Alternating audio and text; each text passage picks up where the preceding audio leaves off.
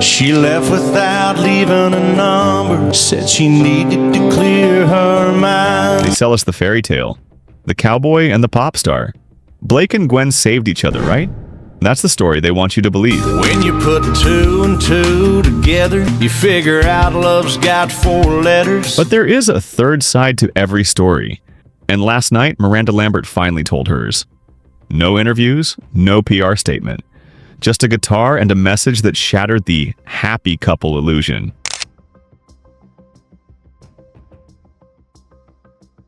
We are looking at a web of heartbreak that destroyed 2 marriages and trapped Kelly Clarkson in the middle of a family war she never saw coming.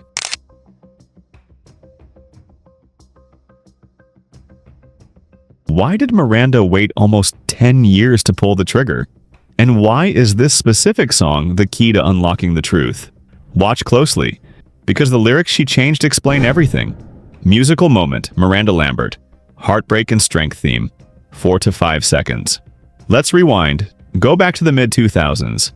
Blake Shelton and Miranda Lambert were the golden couple. They were royalty. If you were a country fan back then, you remember. They met at a concert in 2005, and the sparks were flying so hard you could practically see them. Here is the catch, though. Blake was still married to his first wife, Kaynette. But that connection between him and Miranda? It was like a freight train. Nothing was stopping it. Within months, Blake filed for divorce. By 2006, he and Miranda were the official item. And the world loved it. We ate it up. They were young, they were wild, and they were madly in love. It felt real. It didn't feel like a Hollywood setup.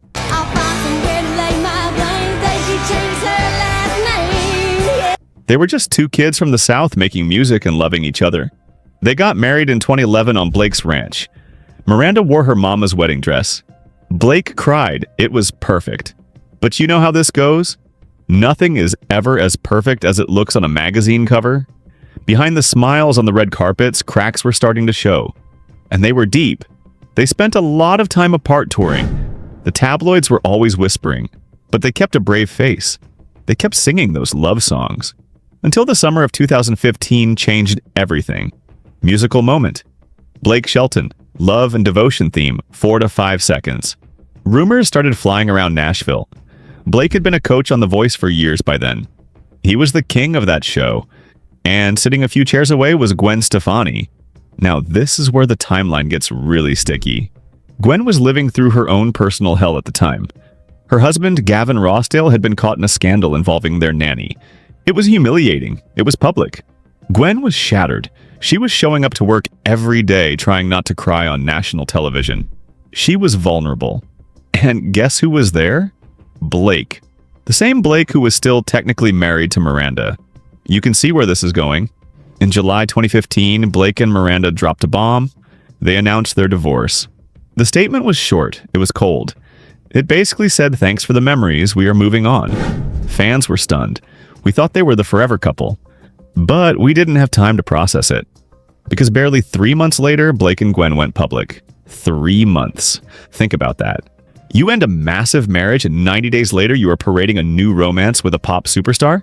It felt fast. Too fast. Not only in love, I was obsessed. Imagine being Miranda in that moment. You are watching your ex-husband flaunt this fairy tale romance on the biggest TV show in America. Everyone is talking about how cute they are, how they saved each other. And you are sitting there in the wreckage of your marriage wondering if anyone remembers you. It had to hurt. And people started asking questions. Was there overlap? Did they get close before the papers were signed? We may never know the exact dates, but the internet has theories. And Miranda, she stayed mostly quiet. She wrote songs, sure, but she never really went scorched earth. Until last night. But before we get to the revenge, we have to talk about the third player in this tragedy. Kelly Clarkson. You might be wondering what Kelly has to do with this. It's actually crucial. Kelly was right there in the middle of it. She was a coach on The Voice too. She was sitting right next to Blake and Gwen while they were falling in love. She was the cheerleader. She was happy for them. But here is the twist that makes your stomach turn. Kelly was married to Brandon Blackstock. Why does that name matter? Because Brandon is the son of Narvel Blackstock. Narvel was Blake Shelton's manager for years. These weren't just friends. They were family. They spent Christmases together. Their money was tied together. Their careers were tied together. It was a tight circle. You know the bed feels warmer. Sleep. Then 2020 hits, and Kelly files for divorce. And let me tell you, it got ugly fast. Kelly revealed she had been miserable for a long time. She felt trapped. She felt used. And it wasn't just about love, it was about money. There were lawsuits. There were accusations that the management, Blake's management, was taking advantage of her. Think about the isolation she must have felt. She is going to work every day sitting next to Blake. Blake is still managed by the family she is fighting in court.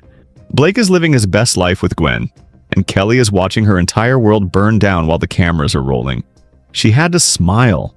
She had to make jokes. She had to spin her chair and pretend everything was fine. That takes a level of strength most of us don't have. Kelly watched Blake leave Miranda. She watched him build this new life. And the whole time, the foundation of her own life was rotting away. When her divorce happened, it didn't just end her marriage. It blew up her entire support system.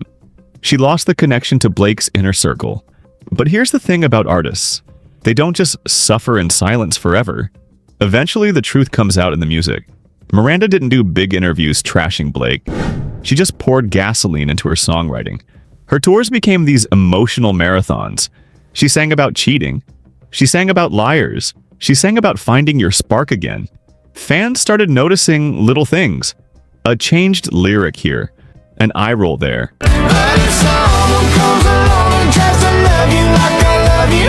She was dropping breadcrumbs. And Gwen?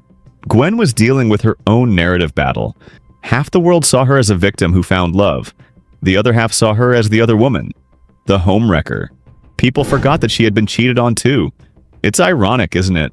Gwen and Miranda actually had a lot in common.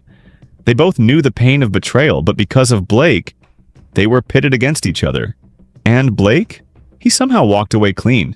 He became the lovable uncle of country music. The funny guy with the cup on TV. He charmed his way out of the drama. That happens a lot with famous men, doesn't it? They move on and the women are left to deal with the labels. Crazy. Bitter. Scorned. Miranda has worn those labels for years. She took the heat. She kept touring. She got remarried. She seemed to be over it. We all thought the drama was dead and buried. But clearly we were wrong. Because last night in that barn, Miranda Lambert decided she was done being polite. She decided to remind everyone exactly who she is. She picked up that guitar, took a sip of wine, and lit a match. And when she started playing, the whole world stopped scrolling. What she did next wasn't just a cover song, it was an assassination. The song she started playing wasn't just any country hit, it was Happy Anywhere. If you follow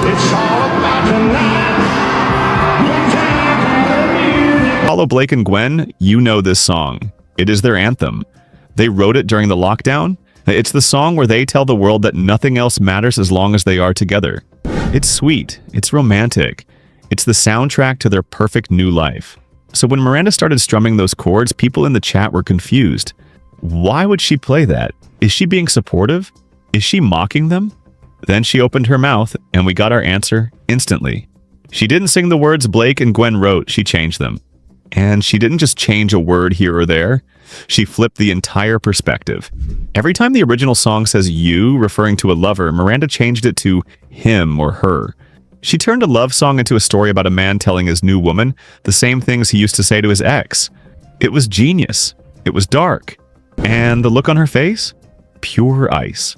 Musical moment, Miranda Lambert. Revenge and defiance theme. 4 to 5 seconds. She was smirking, not a happy smile. A smirk that says, I know something you don't. When she got to the parts Gwen usually sings, Miranda looked right into the camera lens. It felt like she was staring into your soul. She sang, she said she don't ever want to leave, but she sang it with this dripping sarcasm, like she was making a joke out of their vows. I said go, tell it on the mountain. She was basically standing on the grave of their marriage and doing a victory dance. It was 3 minutes of acoustic guitar, but it hit harder than a diss track. She took their biggest symbol of love and twisted it into a song about a guy who just repeats his lines with the next girl. It was the coldest burn I have ever seen. By the end of the live stream, Miranda was laughing. It was that loose, easy laugh of someone who doesn't care about the consequences anymore. She said, Some songs just hit different a few years later, don't they? Then, the kicker. The cherry on top. She tagged Blake. She actually tagged him in the video before she ended it. She knew exactly what she was doing. She knew the internet would explode. The video was deleted from her page almost immediately, but it didn't matter. Screen recordings were already flying across Twitter and TikTok. Millions of views in hours. People were losing their minds. But you have to ask yourself, why now? It's been years. Blake and Gwen have been married since 2021. They seem solid. Miranda is remarried and seems happy. Why drop a nuclear bomb on the past when everyone has moved on? Well, here is a theory. Blake has been doing a lot of interviews lately. He's been talking about his life, about how happy he is, about how Gwen saved him from the darkest time in his life. It sounds nice, right? But every time he says that, he is subtly rewriting history.